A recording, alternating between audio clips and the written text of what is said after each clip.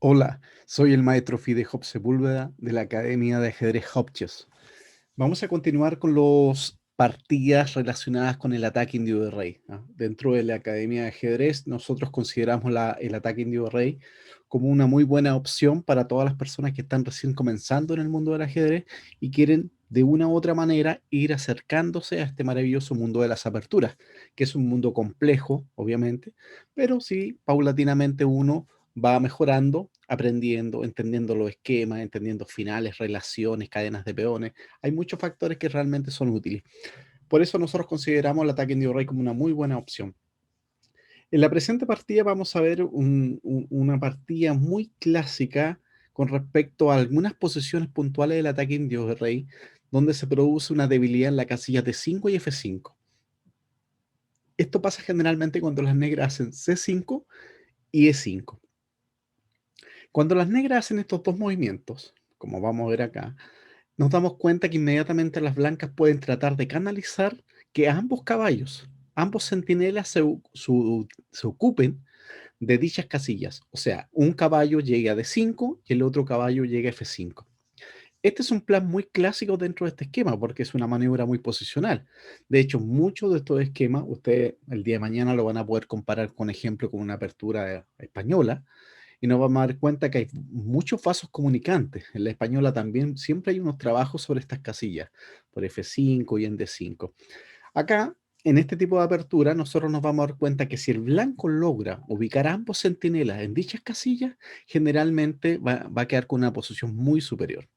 Así que les dejo esta partida. Blanca Cristian Pulgar, un alumno mío hace un tiempo atrás desde mi academia, contra Nicolás Santander. Esto es un torneo, esto es una partida rápida, partida 10 minutos, 15 minutos aproximadamente, jugado el año 2009. ¿Por qué es importante la partida? Porque primero hay un ex alumno mío, ¿no? Y eso demuestra también que hay un trabajo previo con respecto a lo que estamos estudiando, y por lo otro porque el blanco de una u otra manera logró el objetivo de materializar y llegar con ambos centinelas a dichas casillas. Así que comenzamos. El blanco empieza E4, E6, D3, D5, caballo D2, C5, caballo G3, caballo C6, G3, alfil D7.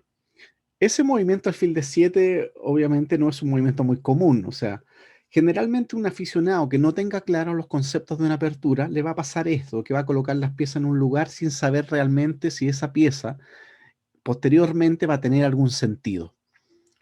Si hay algo que aprendemos nosotros con respecto a estas aperturas por esquema, es tratar de colocar las piezas en una posición específica donde esas piezas contribuyan a llegar a una posición donde uno tenga un buen contrajuego, dominio del centro o en su efecto ataque. O sea, cada pieza tiene que estar en una casilla positiva, inteligente, que nos sirva, que nos apoye posteriormente para nuestro plan estratégico. Si yo tengo una pieza mal ubicada, generalmente lo que va a pasar es que mi posición va a verse afectada. Entonces, este alfil de 7, si nos ponemos a pensar, tapa inmediatamente la columna D, puede dejar una posible debilidad en el punto D5 si el blanco realiza una captura. El alfil en D7 también no presta una utilidad directa. Generalmente lo que hacen las negras en muchas posiciones de ataque indio de rey es cuando el blanco realiza el E5, posteriormente cuando el negro ha hecho el enroque corto, este alfil muchas veces se coloca en B7 también, pero en D7 nos vamos a dar cuenta a través de la partida que no es la mejor casilla. Sigamos, de por E4, de por E4. Y en este momento las negras juegan E5. Fíjense que esto es lo que estábamos nosotros señalando. Del momento que el negro hizo C5 y E5, ya estas casillas quedan débiles. Una casilla débil es aquella casilla que no puede ser desalojada por otro peón. Ahora, bajo ese concepto, la casilla de 5 es una casilla débil porque no existe un peón en C6 ni en D6. Pero no así la casilla F5, que sí podría ser desalojada posteriormente con un G6. Está bien, conceptualmente está bien. La casilla de 5 es débil y F5 podría no ser débil, pero aún así ambas casillas son la base fundamental para que las blancas intenten hacer su plan estratégico, que es llevar ambos centinelas, el caballo uno a D5 y el otro a F5, con lo cual prácticamente el negro no va a poder soportar dichos caballos, lo va a tener que cambiar y ahí va a entrar en juego la fuerza del alfil de G2. Sigamos, enroque, KF6, C3, B5. El negro comete otra imprecisión. ¿Cuál es el problema de este avance? Muchas veces las negras van a poder hacer un contrajuego en el flanco de dama, pero acá nos damos cuenta que el negro todavía carece de desarrollo. Entonces, no es muy compatible hacer movimientos expansivos de un flanco cuando mis piezas están todavía sin desarrollar. No va de la mano eso. Entonces, la primera premisa que tenemos nosotros desde el punto de vista con respecto a aperturas es desarrollo para posteriormente enrocarme. Entonces este B5 se ve un poquito afectado por ese tema. Acá las blancas tienen un movimiento bastante... la partida es jugar en torre 1, pero veamos una opción. Generalmente los B5 pueden ser refutados de cierta manera posicionalmente con una 4. Veamos una cosa. Si ve por A4, caballo C4. Inmediatamente nos damos cuenta que cuando se captura en A4, no solamente el peón A, este peón de A4 y posteriormente la 7 se transforma en una debilidad. También acá hay un tema táctico directo. Después de caballo C4, amenazo caballo por E5. Un ejemplo, si dama C7 defendiendo E5, ahora caballo por E5 buena. Este es un tema táctico que está dentro de la posición. Ahora, cuando nosotros estudiamos una apertura, obviamente también está incluido todo el tema táctico, todo el tema posicional, la relación, las cadenas de peones, la relación posteriormente con el final. O sea, es tan complejo estudiar una apertura porque me exige que realmente no descuide ninguno de los tópicos que están dentro del ajedrez, como en este caso un golpe táctico. No. Si torre por D8, simplemente caballo por, dama por y dama por A4. Nos damos cuenta que las blancas tienen ventaja material y ventaja posicional, bastante evidente. Después caballo por B5, caballo por E5, caballo por... Si alfil F4, caballo G4, un ejemplo, tomo, dama D5. Amenazo inmediatamente, ¿cierto? Estoy amenazando la torre y amenazando el caballo. Entonces, alfil C6 y alfil por E5. Nuevamente, el final resultante también las blancas quedan con una clara ventaja. Pero es un poquito más preciso, caballo por E5, dama por E5, alfil F4. Si alfil B5, C4, inmediatamente nos damos cuenta que si el alfil va a D7, inmediatamente tenemos un caballo por y un E5 y este alfil en G2 inmediatamente genera una amenaza sobre la torre de A8. Ese está el tema táctico ahí. Entonces, después de dama por E5, alfil F4, dama H5, E5.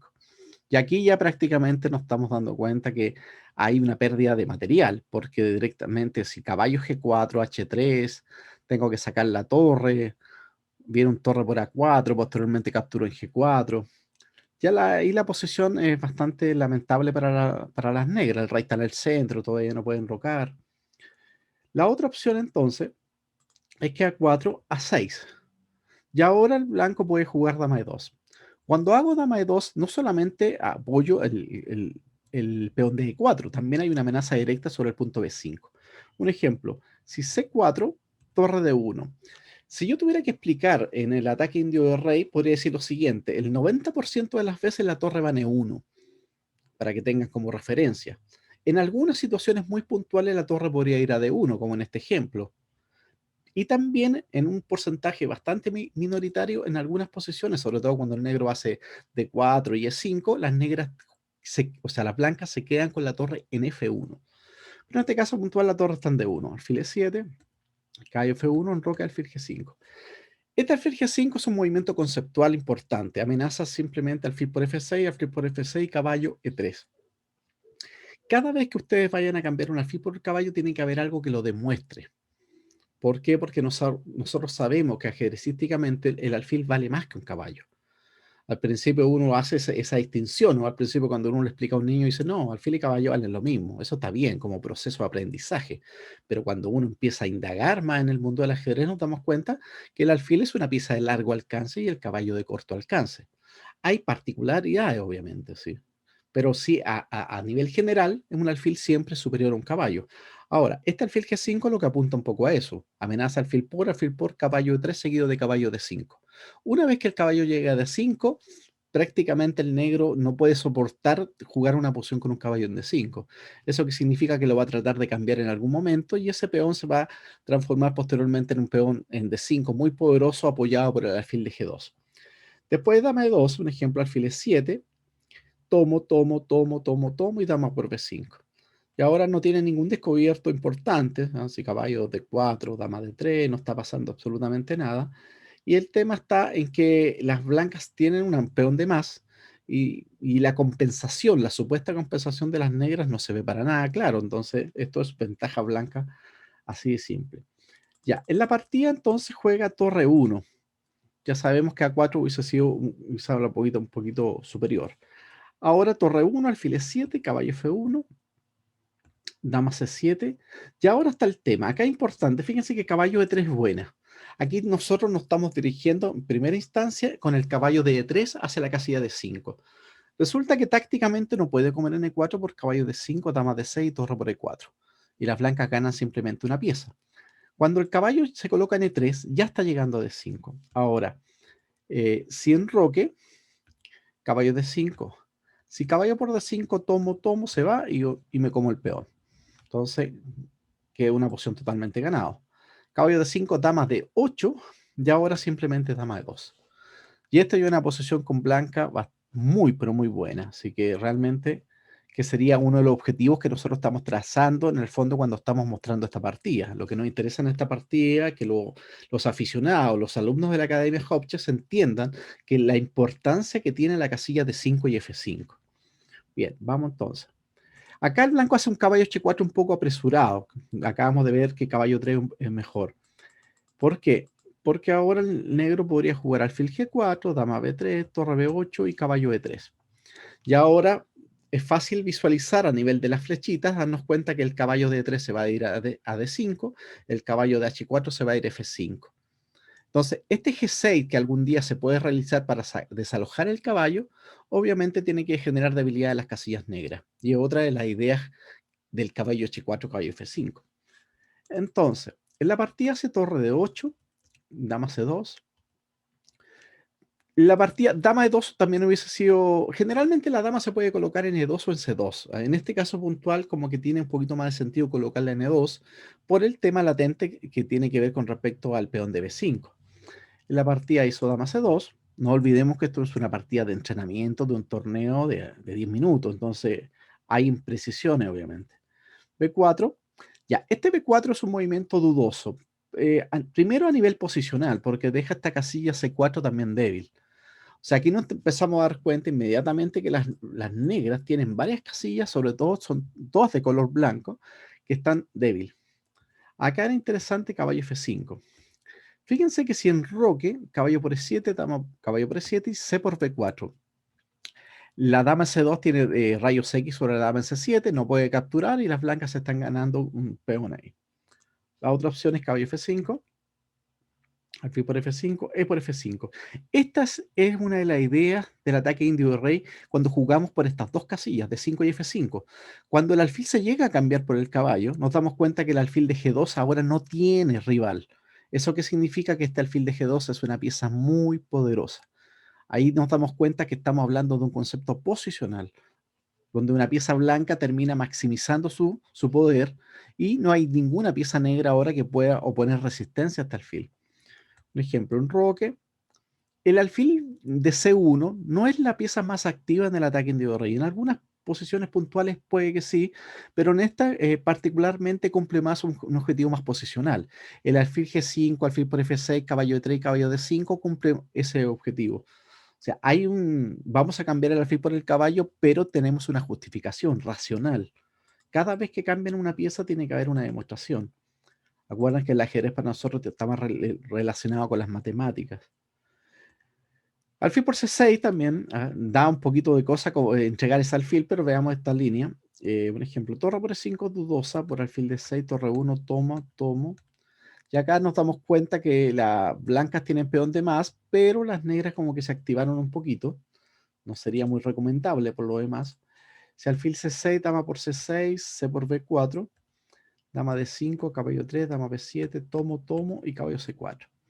Y esta es una posición un poquito mejor porque nos damos cuenta que este peón de 5 está siendo atacado, el blanco también lo quiere capturar, también en cualquier momento, si alfil por alfil E3, dama, y empiezo a sacar las piezas, y el blanco queda con un 2 contra 1 en el flanco de dama, generalmente si se cae ese 5. Es una pieza, una buena posición para las blancas. Pero después de alfil G5 viene B por C3 y B por C3. ¿No? Ahí nos damos cuenta entonces ¿Qué otra opción acá tenemos? Ah, nos faltaba acá. Si dama D5 acá, acá, acá, acá. No, eso lo acabamos de ver. Entonces, BC3. Y acá nuevamente nos percatamos. ¿Cuál es la ventaja de las blancas? Las blancas tienen una ventaja que radica en la pareja de alfiles. Ahora, cuando este alfil se entregue por el caballo, este caballo, este centinela se va a ubicar en D5, que es una pieza muy poderosa en D5. En general, la posición es buena para las blancas por un tema también que tiene que ver con el contrajuego de las negras. Si ustedes observan bien esta posición con negro, el negro está prácticamente a la defensiva. O sea, el negro lo único que está esperando es tratar de cambiar pieza y tratar de llegar a una posición lo más cercana a la igualdad. Pero prácticamente las negras no tienen un plan de ataque o contrajuego. En el ajedrez moderno eso es determinante. Si yo llego a una posición con un poco de ventaja y mi rival prácticamente no tiene grandes contrajuegos, eso sin lugar a dudas me permite a mí con blancas jugar una partida bastante tranquila en ese aspecto. Eh, Volvemos entonces, después de alfil G5 viene enroque y caballo E3. Nuevamente nos estamos visualizando que ya el caballo se dirige a F5 y el otro caballo, o sea, D5 y el otro caballo a F5. El negro hace H6, se entrega, esa entrega ya lo hemos comentado, tiene que ver una justificación posicional, cambio el alfil por el caballo para poder tomar control de la casilla de 5. Ahora el primer centinela se ubica en la casilla de 5. Ahí nos estamos dando cuenta de la importancia de la casilla de 5. Dama de 6. Aquí hay una imprecisión de parte del jugador de blancas. Lo correcto es caballo F5. Observen que dama E6, caballo C7, dama C4 y alfil F1. Y nos damos cuenta que la dama negra está atrapada en pleno centro del tablero, una posición bastante llamativa por lo demás. Después de caballo F5, alfil F5, E por F5. Nuevamente nos percatamos que después de la captura en F5, el alfil de G2 toma una actividad increíble. Y esas son unas ventajas posicionales que tiene. Acá caballo 7, torre D1, caballo D5 y alfil D5. Si torre por D5, dama B6 y acá ventaja blanca. Y la otra opción es simplemente torre D1, caballo D5, alfil D5. Aquí me quiero detener un minutito y a conversarles lo siguiente. Un aficionado puede mirar esta posición y decir, esta posición, la blanca no están tan bien porque en el fondo si yo tengo alfil de distinto color, y el aficionado muchas veces confunde el tener alfil de distinto color con pensar que la posición es casi tablas muertas. Si obviamente yo tomo esta posición y desaparecen las damas y las dos torres, es imposible ganar la posición porque ahí sí que los alfiles de distinto color se hacen notar. Pero hay que entender que esta posición hay damas y torres en el tablero. Y las blancas obviamente no van a cambiar, excepto que el cambio les produzca algún tipo de ventaja. Esta posición es súper importante que ustedes la entiendan para poder valorar en el ataque indio-rey, y no solamente en el ataque indio-rey, sino en cualquier otra apertura que derive en alfiles de distinto color. Cuando tengan que quedarse con alfiles de distinto color, traten siempre de quedarse con el alfil blanco, pensando obviamente en las blancas que estamos mirando acá. ¿Qué quiere decir eso? Que este alfil que pega en F7, que está controlando esta diagonal, de hecho aquí ya está amenazando directamente alfil por F7, ¿cierto? Ese alfil tiene una ventajita. Hace un tiempo atrás salió un dato estadístico en la página de Chefbase, ¿cierto? Chefbase.com, esta famosa página alemana, donde un estudioso, un matemático, una persona dedicada a la estadística, hicieron un estudio con respecto a los alfiles de distinto color y llegaron a la conclusión, a través de todos datos matemáticos, que cuando tú te quedas con alfiles de distinto color, si tú te quedas con el blanco, tienes una relación de 3:2 con respecto al alfil de las negras. ¿Eso qué quiere decir? Que si tú te quedas con el alfil blanco, tus posibilidades de ganar son mayores que las del negro de empatar, por ejemplo. O sea, en el fondo, queremos decir que esta posición está bastante alejada de una posición de igualdad. Independiente que el aficionado diga, no, alfil blanco, alfil negro, esto es tablas muertas. Eso no es así.